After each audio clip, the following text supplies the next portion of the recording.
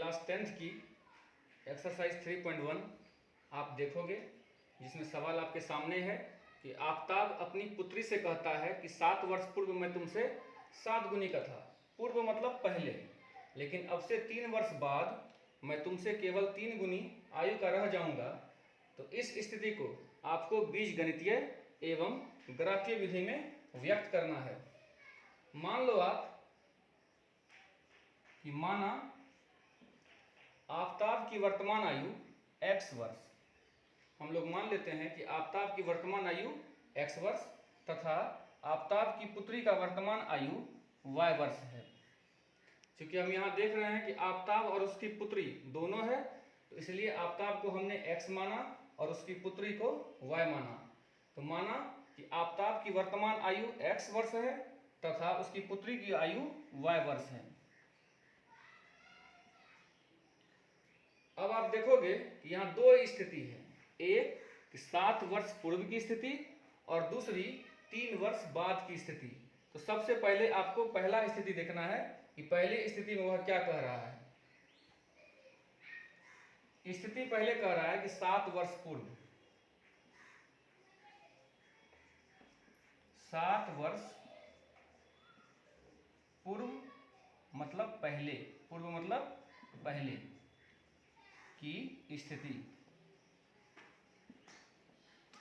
7 वर्ष पूर्व की स्थिति हम लोग देख पा रहे हैं कि आफताब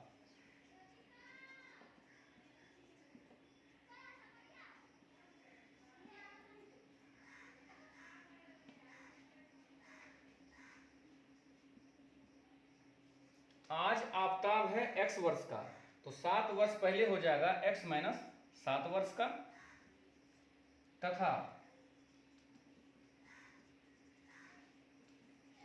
आफताब की पुत्री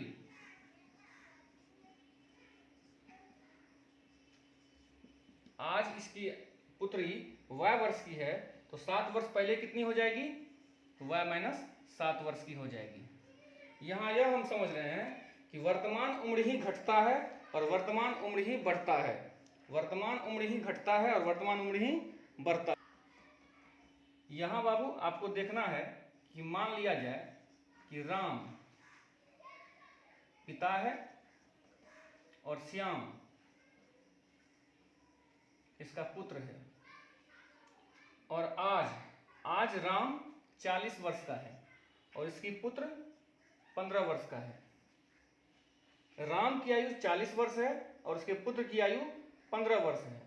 अब आपसे कोई कहे कि 5 वर्ष पूर्व यह कितनी होगी, 5 वर्ष पूर्व, तो आप यह देखोगे कि यदि राम आज 40 वर्ष का है तो 5 वर्ष पहले वह कितना हो जाएगा, 35 वर्ष होगा, क्योंकि 40 में 5 घट जाएगा।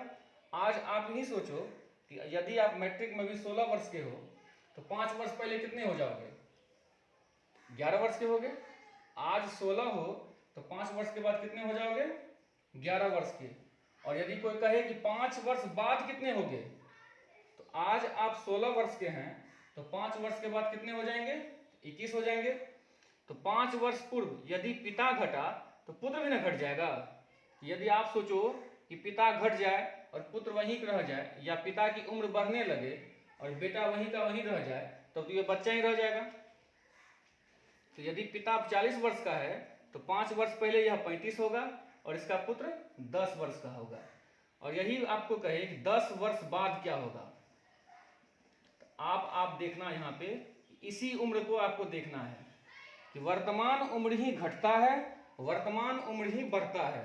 तो 10 वर्ष बाद 40 में 10 जोड़ दो आप, इसके पिता की उम्र कितनी हो जाएगी, 50 वर्ष, और इसके पुत्र की आयु कितनी होगी, आज यह 15 है, तो 10 वर्ष के बाद कितना होगा, 15 10 25 वर्ष का। तो आप यहाँ देख रहे हो कि सब चीज जो हो रहा है वर्तमान में ही हो रहा है। और अब आप यहाँ देखो कि इसकी वर्तमान आयु x वर्ष है और इसकी पुत्री का वर्तमान आयु y वर्ष है। इसका मतलब है कि दोनों ही जो यहाँ चल रहा है, पूर्व और बाद की स्थिति दोनों इसी में लागू होगी। तो 7 वर्ष पूर्व की स्थिति में देखिएगा कि आफताब की आयु, आज आफताब है x वर्ष का, तो 7 वर्ष पहले यानी 7 तो घट जाएगा इसमें से, आज आफताब x वर्ष का तो 7 वर्ष पहले x माइनस 7। यदि पिता घटेगा पुत्री भी घट जाएगी। कि आफताब की पुत्री की आयु, आज है पुत्री उसकी y वर्ष की, तो 7 वर्ष पहले क्या होगी, तो y माइनस 7। हमने यहाँ भी आपको बताया है यदि पिता घटेगा पुत्र घटेगा, माँ घटेगी बेटी घटेगी, पिता घटेगा बेटा घटेगा, पिता घटेगा माँ उसकी है ना पत्नी घटेगी या पुत्री घटेगी। तो वर्तमान उम्र ही घटता है, वर्तमान उम्र ही बढ़ता है। आफताब की आयु आज है x वर्ष, 7 वर्ष पहले x माइनस 7। आफताब की पुत्री आज है y वर्ष की, 7 वर्ष पहले y माइनस 7। क्योंकि यहाँ इसके पिता भी घटे तो ऑटोमेटिक पुत्री भी घट जाएगी। ओके, चलिए प्रश्न से।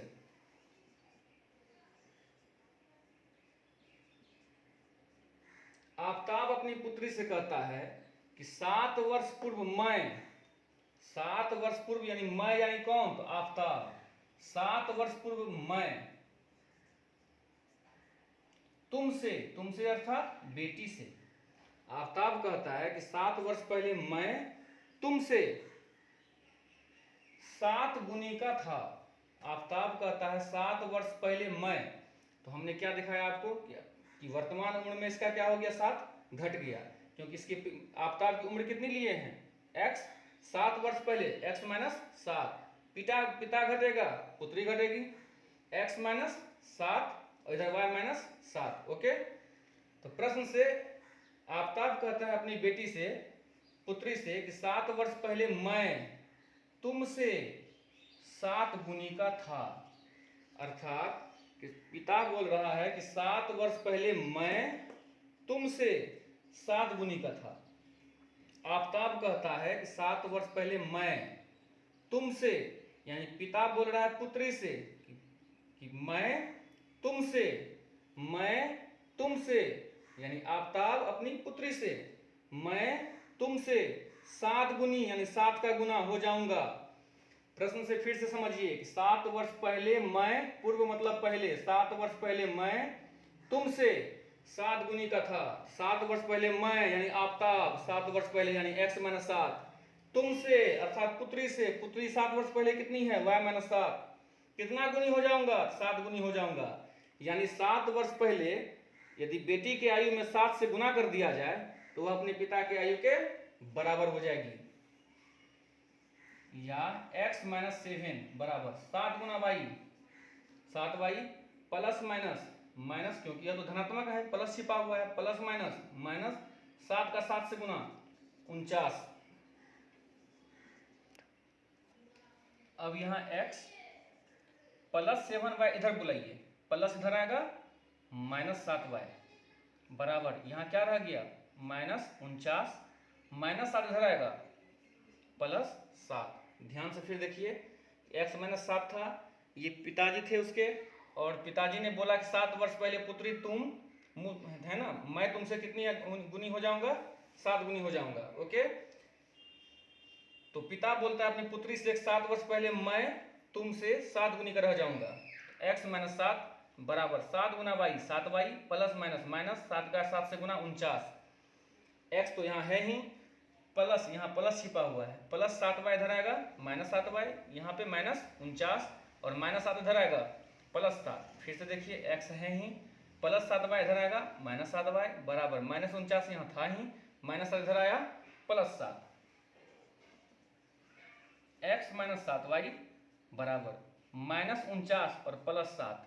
यहाँ आप देखिएगा कि माइनस का चिन्ह जो है ना प्लस से ज्यादा है, यानी कर्ज जो है वह धन से अधिक है। अब आप ही सोचो, आपने कहीं पे कर्ज माइनस 49 रुपया लिया है, कोई सामान लिया और 7 रुपया उसे देते हो, फिर भी आपका क्या होगा, कर्ज तो रहेगा ही।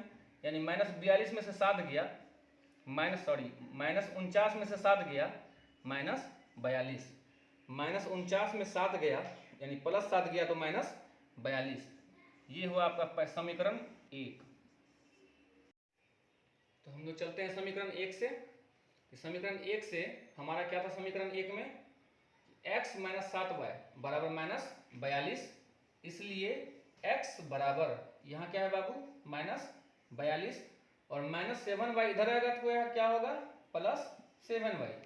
अब आप जानते होंगे कि माइनस इधर आएगा प्लस होगा, प्लस इधर आएगा माइनस होगा, तो माइनस 7y बराबर के दाहिनी बगल आएगा क्या हो जाएगा, प्लस 7y, y के संभावित मान, y के संभावित मान। ओके, अब आप यहाँ या तो x का मान रख सकते हो या तो y का मान रख सकते हो। यहाँ दोनों में से किसी का ऐसा मान लो जो कि अब पूरी तरह जो है ना संतुलित हो जाए। ओके, तो हम यहाँ y का मान लेके चलते हैं कि y के संभावित मान। आप मान 2 भी ले सकते हो या मान 3 भी ले सकते हो। ठीक है, अब आप ये सोचो कि यदि हम यहाँ 0 रखते हैं, 7 इंटू 0 0 माइनस 42 अब प्लस 0 तो माइनस 42, लेकिन मान चूंकि बहुत बड़ा हो जाएगा और हमें ग्राफ में रखने में क्या होगी, दिक्कत हो जाएगी, इसलिए कुछ हम क्या करते हैं, मान को बड़ा लेते हैं। जैसे आप यहाँ देखो कि हम लोग y का मान रखते हैं 5, यदि y का वैल्यू 5, इसलिए x बराबर माइनस 42 प्लस 7 गुना y का मान मैंने कितना लिया 5, माइनस 42 प्लस 7 को 5 से गुना करो 35, माइनस 42 प्लस 35 तो माइनस 7, क्योंकि माइनस का चिन्ह क्या है, ज्यादा है, यानी कर्ज, आपका कर्ज जो है अधिक है और धन कम है। तो माइनस 42 में से प्लस 35 गया तो माइनस 7 हुआ। तो हमने y का मान कितना लिया था 5, तो y में 5, x की वैल्यू कितनी हुई माइनस 7। ठीक है, पुनः दूसरा मान लो आप, अब y का मान 7 लो, 6 लो, कुछ भी ले सकते हो, 6 भी ले सकते हैं, 7 भी ले सकते हैं। ओके, तो y का मान 7। अब यदि 6 लोगे आप, 7 गुना 6 42 में 42 गया 0, कोई दिक्कत नहीं, चलो 6 ही ले सकते हैं, y का मान 6, इसलिए x बराबर माइनस 42 प्लस 7 गुना 6, माइनस 42 प्लस, क्योंकि y का मान 6 है और 7 और y के बीच में क्या संबंध है, 7 और y के बीच में क्या संबंध है, गुना का, 7 गुना y। यदि y का हम मान 1 लेंगे 7 गुना 1 7, 2 लेंगे 7 गुना 2 14, 3 लेंगे 7 गुना 3 21, y का मान 4 तो 7 गुना 4 28, y का मान 5 7 गुना 5 35, y का मान 6 7 गुना 6 42, तो y का मान 6, तो यहाँ माइनस 42 प्लस 7 गुना y का मान 6, माइनस 42 प्लस 7 गुना 6 42, 42 में 42 गया 0, तो हमने y का मान लिया 6, तो y के घर में 6, x का मान निकला 0, तो x के घर में 0। ओके, पुनः चलते हैं समीकरण 2 से। समीकरण 2 में है कि x माइनस 3y बराबर 6, इसलिए x बराबर यहाँ क्या है 6 और माइनस 3y इधर आएगा प्लस 3y। ओके, अब यहाँ देखिए y है तो दाहिना साइड आप जिसका भी मान रखिएगा, यदि x का मान रखना चाहते हैं तो आप लिखिए x का संभावित मान, y का मान रखना चाहते हैं तो y के संभावित मान। तो हम यहाँ y का मान आपको दिखा रहे हैं, इसलिए हम लिखेंगे y के संभावित मान, y के संभावित मान। आप 3 मान से भी बना सकते हैं और आप 2 मान से भी बना सकते हैं। चलिए y का मान बैठाइए, यदि y का मान 0, y का मान 0, x का मान क्या होगा बाबू 6 प्लस 3 गुना y, यहाँ पे है x बराबर 6 प्लस 3 गुना y, x बराबर 6 प्लस 3 गुना y, y का मान 0, y का मान 0, 3 गुना y, y का मान 0 रखा है हमने, 3 गुना 0 0 यानी 6। तो आप यहाँ देखोगे कि y का मान 0 तो y के घर में 0, x का मान कितना निकला 6। फिर देखो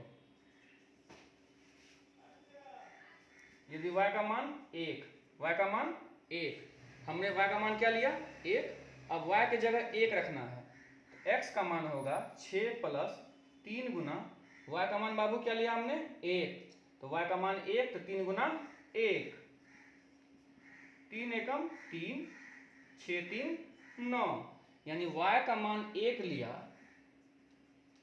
तो x का मान कितना हुआ 9। अभी चूंकि आपकी पहली क्लास है इसलिए थोड़ा आपको लगता होगा कि हम मान कैसे रखेंगे कैसे नहीं रखेंगे, तो आप चिंता नहीं कीजिए, आप लगातार मेरे वीडियो से जुड़े रहें, आप निश्चित तौर पे है ना दूसरे क्लास तीसरे क्लास में आपको यह जो है ना हलवा ऐसा लगेगा, खाने में मुलायम होता है ना, उसी प्रकार मैथ पढ़ने में भी आपको मुलायम लगेगा। ओके, पहला क्लास है और आप मान रख रहे हो, इसलिए आपको लग रहा है कि मान मैं कैसे लूँगा नहीं लूँगा। ठीक है, आप केवल बने रहो और आपको जो है मैथ बेहतर ढंग से समझ में आएगा।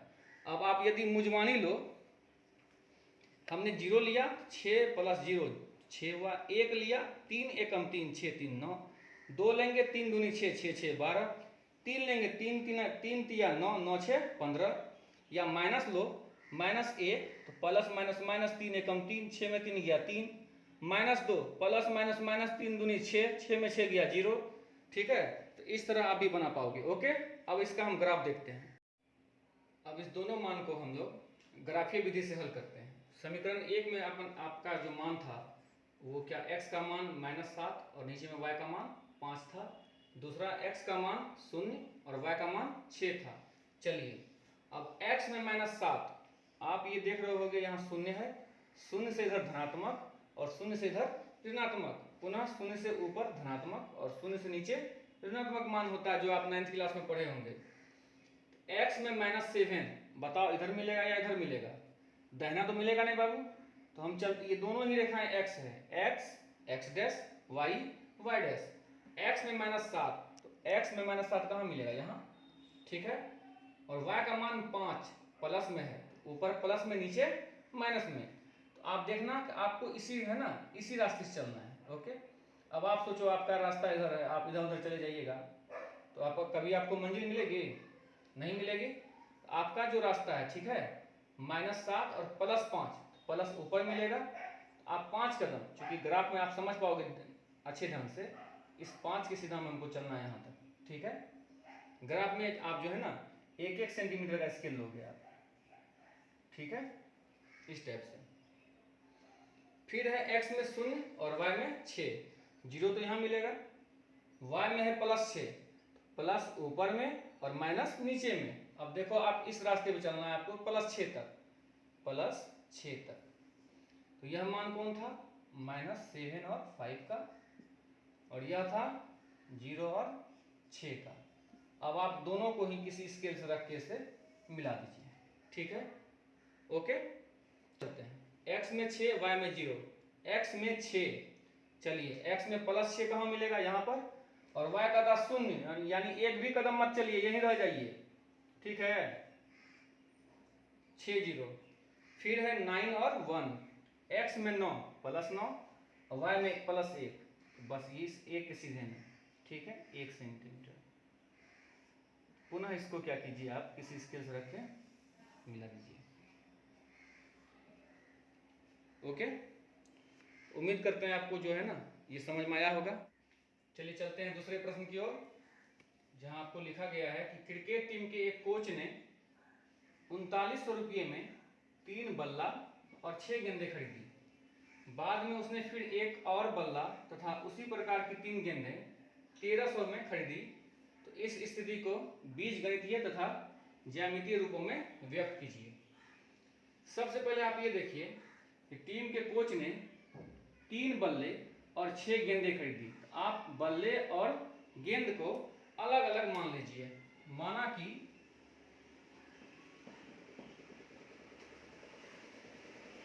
एक बल्ले की कीमत बराबर x रुपये तथा एक बॉल की कीमत y रुपये। ओके, एक बल्ला x रुपये का और एक बॉल y रुपये का। प्रश्न से अच्छा एक चीज सोचिए, यदि एक कलम की कीमत 5 रुपये है तो 3 कलम की कीमत कितनी होगी? 15। उसी प्रकार यदि एक बॉल की कीमत 30 रुपये है तो 6 बॉल की कीमत, 6 को 30 क्या कीजिएगा, 30 से गुना कीजिएगा, 180। तो फिर उसी तरह एक बल्ले की कीमत x रुपया तो 3 बल्ले की कीमत 3x। एक बॉल की कीमत y रुपया तो 6 बॉल की कीमत 6y। और इसने कितना रुपया दिया? 3900 रुपया दिया। अब यहाँ पे ये समझिए कि कैसे दिया। ठीक है, तो उसने बल्ले और गेंदें दोनों को खरीदी, यानी दोनों का योग कितना हुआ 3900। ओके, या अब यहाँ देखिए कि तीनों ही संख्या क्या हो रही है, 3 से कट रही है, तो आप इधर भी और इधर भी कॉमन ले लीजिए। 3 कॉमन लिया, यहाँ 3 ले लिए तो x बचा, और यहाँ से 3 लिए तो 2 बचा। कैसे? तो आप यहाँ देखिए 3x + 6y बराबर 3900। ओके, तो अब यहाँ देखिए 3x 3 गुना x, 6y 2 गुना 3 गुना y बराबर 3900। ओके, अब यहाँ 3 और ये 3 दोनों यहाँ मिल रहा है, और तो देखिए यहाँ x है यहाँ y है, नहीं मिलेगा, यहाँ 2 है इधर तो है नहीं, जो दोनों में मिले, ठीक है, दोनों में से हमने एक 3 निकाल लिया, तो यहाँ क्या बचा x + y बराबर 3900। ओके, कोई दिक्कत? फिर से यदि देखा जाए तो 3 गुना x 3x, सॉरी यहाँ पे 2 छूट गया, ठीक है, 3 गुना x 3x और 3 दूनी 6y, ठीक है। उसी प्रकार यहाँ पे हमने कॉमन लिया है, यहाँ समझ गए होंगे, 3 हमने कॉमन लिया तो यहाँ x बचा प्लस यहाँ पे 2y बचा, ठीक है, और यहाँ 3900, यहाँ कटा दीजिए, कितना बार में 1300 बार में। या यदि आप यहाँ देखिए, या x + 2y बराबर यहाँ क्या है 3900, अब गुना का यहाँ 3 और इसमें इसके बीच में क्या संबंध है, गुना का, गुना घर आएगा भाग, ठीक है, या x + 2y बराबर 1300, समीकरण 1। फिर से देख लीजिए, एक बल्ले की कीमत x रुपया, तो 3 बल्ले की कीमत 3x, एक बॉल की कीमत y रुपया, 6 बॉल की 6y, दोनों का योग कितना है, एक कोच ने 3900 रुपया दिया ना, तो उसने 3 बल्ले और 6 बॉल दी, तो 3900 रुपया दिया तो क्या लिया 3 बल्ला, एक बल्ला x रुपया, 3 बल्ला 3x, एक बॉल y रुपया तो 6 बॉल 6y, दोनों का योग कितना 3900। हमने यहाँ देखा कि यह भी 3 और यह भी 3 और यह भी 3, यानी तीनों ही संख्या 3 से विभाजित है, हमने दोनों में क्या किया 3 कॉमन लिया, यहाँ x प्लस 6 में से 3 का कॉमन लिया तो 2y बराबर 3900, 3 से इस 1300 बार में कट गया, x + 2y बराबर 1300। आप फिर देख लीजिए 3 गुना x 3x + 2 गुना 3 गुना y 6y बराबर 3900, 3 का 3 कॉमन हमने निकाला, बचा x + 2y बराबर 3900, और यहाँ गुना है, इधर आएगा तो भाग, कितना बार में कट गया 1300 बार में। ओके, पुनः चलिए फिर पढ़ते हैं आगे क्या बोलता है। अब इस बोल रहा है कि उसने एक और बल्ला तथा उसी प्रकार की 3 गेंदें, यानी सेम बल्ला और सेम गेंदें। सेम बल्ला का कहने का मतलब ये हुआ, यदि इस बल्ले को x में खरीदा है तो यहाँ भी इसने एक बल्ले को कितने में खरीदा है x रुपये, यहाँ यदि बॉल y में खरीदा है तो ठीक उसी प्रकार का बॉल खरीदा है, यहाँ भी 3 पीस। ओके, तो पुनः एक और बल्ला, एक ही बल्ला यानी एक x, लेकिन एक तो लिखा नहीं जाता है क्योंकि x एक है ही, प्लस 3 गेंदें 3y बराबर कितना रुपया 1300 रुपया, समीकरण 2, ठीक है। अब हम चलते हैं समीकरण 1 की ओर। ओके, समीकरण 1 से आपका समीकरण था कि x + 2y बराबर 1300, इसलिए x बराबर यहाँ क्या है बाबू 1300 प्लस 2y इधर आएगा, प्लस का चिन्ह बराबर के दाईं ओर आएगा, माइनस 2y। आप यहाँ y का यदि मान रखोगे तो आप यहाँ लिखो y के संभावित मान, y के संभावित मान।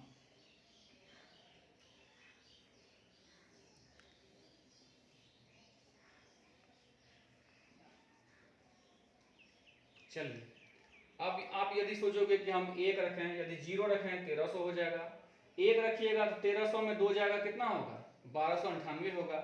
क्या आपके ग्राफ में 1298 तक संख्या आटेगी?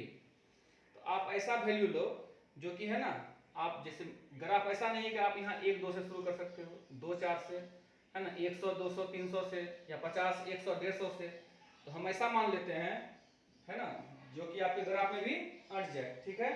तो हम y का मान लेते हैं यहाँ पे 400, कि y का मान 400, अब आप यहाँ देखिए कि यदि y का मान 400, तो आपका x कितना होगा बाबू? 1300 माइनस 2 गुना y, 2 गुना y का मान 400।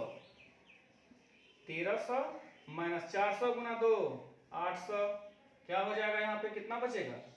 500।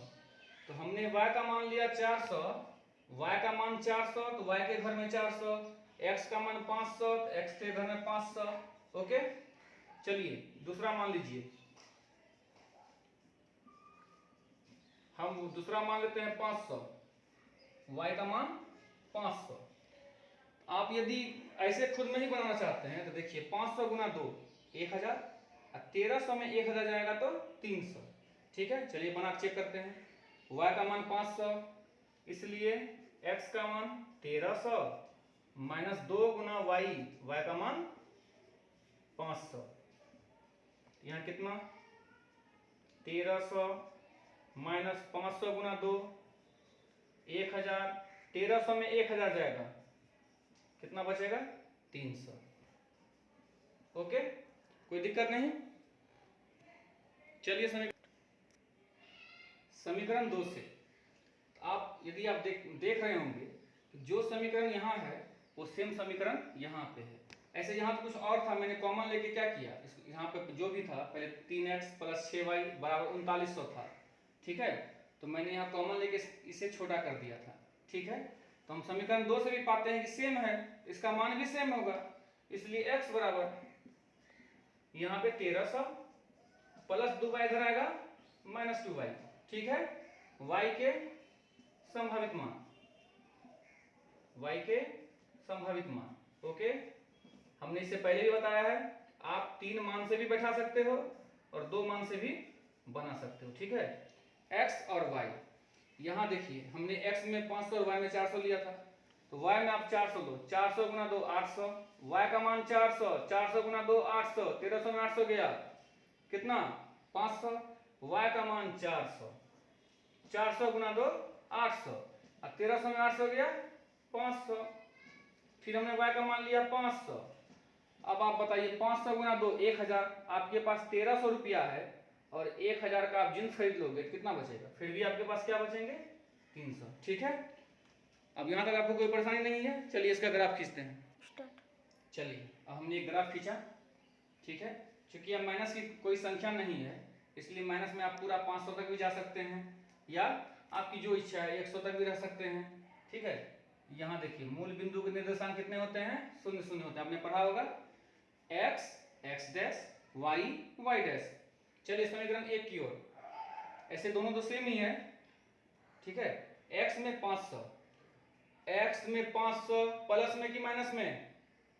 प्लस में, तो x प्लस 500, प्लस तो हमको इधर मिलेगा, तो प्लस 500। ठीक, y का प्लस 400, तो प्लस तो ऊपर जाएगा और माइनस नीचे जाएगा। ठीक है, तो 500 और उसी का रोड पकड़ लीजिए सीधे।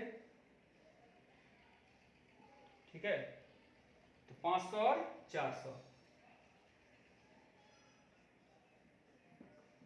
फिर है x का मान 300, तो बताइए प्लस 300 है, 300 कहाँ मिलेगा? प्लस में कि माइनस में? प्लस में, तो प्लस 300। y का मान प्लस 500, ऊपर जाएगा 300, और आप यही एकदम रोड पकड़ लीजिए या r पकड़ लीजिए। ठीक है, दूसरे का r में नहीं जाना है आपको। 300 और 500,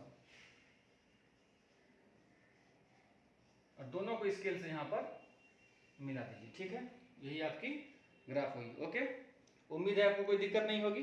चलिए तीसरे सवाल की ओर। चलिए तीसरा प्रश्न आपका क्या है? 2 केजी सेब का और 1 केजी अंगूर का मूल्य कितना है? किसी दिन 160 रुपया था, जबकि 1 महीने के बाद जो है ना 4 केजी सेब और 2 केजी अंगूर का मूल्य 300 रुपया हो गया। तो इसको जो है ना आपको बीजगणितीय तथा ज्यामितीय रूपों में व्यक्त करना है। आप बोलो बाबू, यदि 1 केजी सेब का दाम 100 रुपया, तो 2 केजी का सेब का दाम कितना? 200। यदि 1 केजी अंगूर का दाम 60 रुपया है, तो 5 केजी, तो क्या करोगे? 60 गुना 5 यानी 300 रुपये। ठीक है, 2 केजी सेब और 1 केजी अंगूर का मूल्य किसी दिन कितना है? 160 रुपया। चलिए पहले यहाँ तक करते हैं। माना कि माना कि 1 kg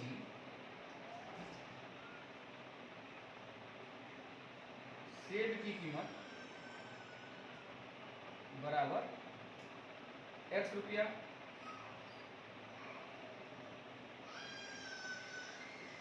1 kg अंगूर की कीमत y रुपया। ओके ओके, तो 1 kg सेब की कीमत हमने कितना माना, x रुपया, और 1 kg अंगूर की कीमत हमने कितना माना, y रुपया। ठीक, प्रश्न से 1 kg सेब की कीमत x रुपया, 2 kg का तो 2 गुना x रुपया तो 2x। ठीक है, 1 kg का दाम जितना होगा 2 kg के दाम में क्या करेंगे, 2 से गुना कर देंगे। यदि यहाँ 5 रुपया है तो 5 को 2 से गुना करेंगे 10 रुपया। यदि यहाँ 60 रुपया केजी है, 1 kg का 60 रुपया तो 2 kg का 120। तो कैसे, 60 गुना 2 120। यदि 1 kg सेब की कीमत x रुपया तो 2 kg का तो 2 गुना x 2x रुपया, प्लस 1 kg अंगूर, 1 kg अंगूर का दाम कितना y रुपया, बराबर कितना रुपया 160। ठीक है, कोई दिक्कत। समीकरण 1। पुनः कहता है बाबू 1 महीने के बाद क्या है, 4 kg सेब की दाम कितनी होगी। आप यहाँ देखो कि 1 kg की x है तो 4 kg का 4x, 1 kg अंगूर का y रुपया तो 2 kg का 2y, दोनों को जोड़ते हैं कितना रुपया देना पड़ता है 300। समीकरण 2। कोई दिक्कत। 1 kg सेब का दाम x तो 4 kg का 4x, 1 kg अंगूर का y 4 तो 2 kg का 2y, और दोनों को जोड़ के क्या रुपया दिया 300। ठीक है, चलिए चलते हैं समीकरण 1 की ओर। समीकरण 1 से, समीकरण 1 से, समीकरण आपका 1 क्या है, 2x प्लस y बराबर 160। आप यहाँ या तो इसे लेके चल जाइए या आप इसे भी लेके जा सकते हैं। ठीक है, ये आपकी इच्छा है। हम यहाँ देखते हैं y अकेला है, इसको यहाँ छोड़ देते हैं। ठीक है, ऐसे भी जो अकेला होता है उसको क्या करें, आप लेके जाओगे कि जो परिवार सहित है उसको लेके जाओगे। तो इसको ये देखते हैं कि x के परिवार में शामिल है, इसको लेके चले जाओ, और जो अकेले है इसको यहाँ छोड़ दो घर में अकेले आराम से। ठीक है, तो इसलिए y बराबर यहाँ क्या है 160 प्लस 2x इधर आएगा माइनस 2x।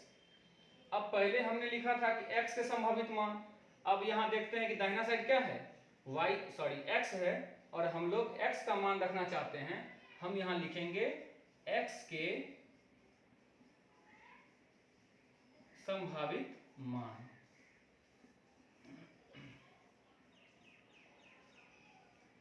अब आप यहाँ सोचो, यदि x का मान यदि आप 1 लोगे तो 160 में से 2 जाएगा कितना 158 होगा। क्या आपकी ग्राफ मिटेगी।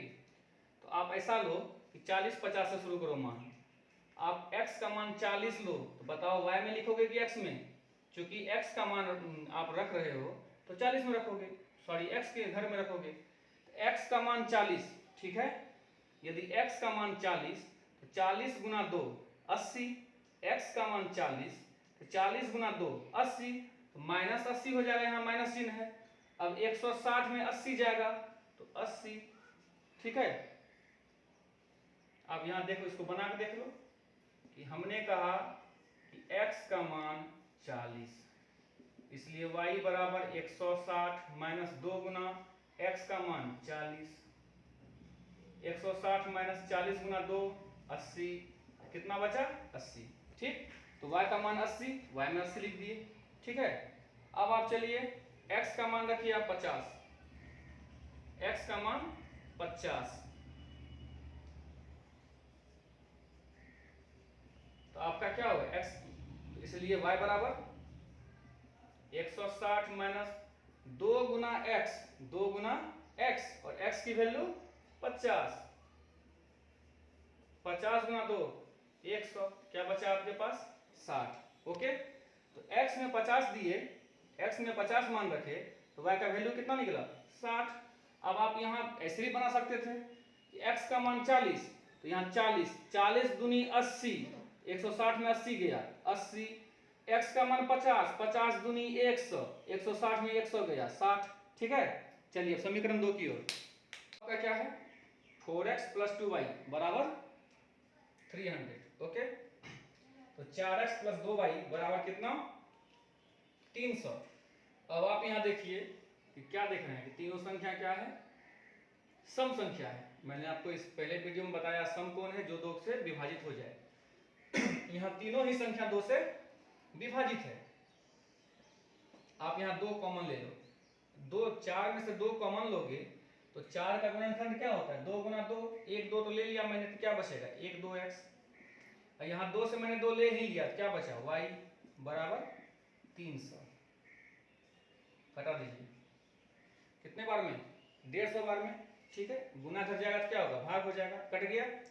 इसलिए y बराबर यहाँ क्या है बाबू आपका 150 प्लस 2x इधर आएगा माइनस 2x, ठीक है। अब दाहिना बगल क्या है x, तो x के संभावित मान।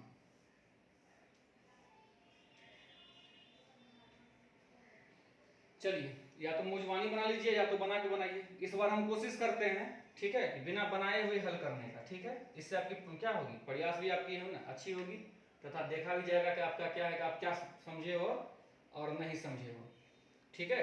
चलिए x का मान खुद बताइए क्या रखें 40। चलिए 40 गुना 2 80 यानी -80 हो गया।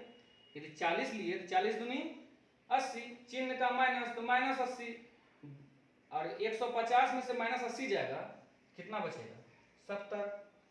फिर x का मान 50 लीजिए, 50 गुना 2 100, चिन्ह का माइनस तो -100, 50 दूनी 100, 50 गुना -2 तो -100, ठीक है। यदि हम यहाँ यदि ढक दिया जाए तो 50 गुना 2 100, चिन्ह का माइनस तो -100, तो 150 में 100 गया कितना बचेगा 50, ठीक है। या तो कोई दिक्कत नहीं है आपको। चलिए इसको ग्राफ में बनाते हैं। चलिए समीकरण 1 में हमारा क्या था मान x का मान 40 और y का मान 80। x में चलते हैं, चूंकि सारा ही चिन्ह हमारा क्या है धनात्मक है, तो हम लोग इसी में रहेंगे, इधर और ऊपर में ना, इधर भी प्लस में और इधर भी प्लस में। तो 40 80, x का मान 40 तो 40 + 40, y का मान +80, तो ठीक इसके सीधा हम +80, 40 और 80। 50 60, तो x में 50 यहाँ मिलेगा आपको, 50 और ठीक 60 के सीध में 50 और 60, इसको क्या करें आप स्केल से मिला दो, ठीक है। दूसरा 40 70, 40 70, ठीक है, 40 और 70। दूसरा 50 50, 50 50, इसे भी आप क्या करो एक स्केल रख के आप क्या करो आराम से इसको मिला, ठीक। मेरा थोड़ा सा टेढ़ा है, इसके लिए आप चूंकि है ना आप इसको इग्नोर करोगे, ठीक है ना, क्योंकि मैं टेढ़ा इसलिए हो गया कि मेरे पास स्केल नहीं है ना। और आप जब ग्राफ में स्केल से खींचोगे तो यह निश्चित है कि क्या होगा एक बेहतर ढंग से आपको है ना दिखाई पड़ेगी।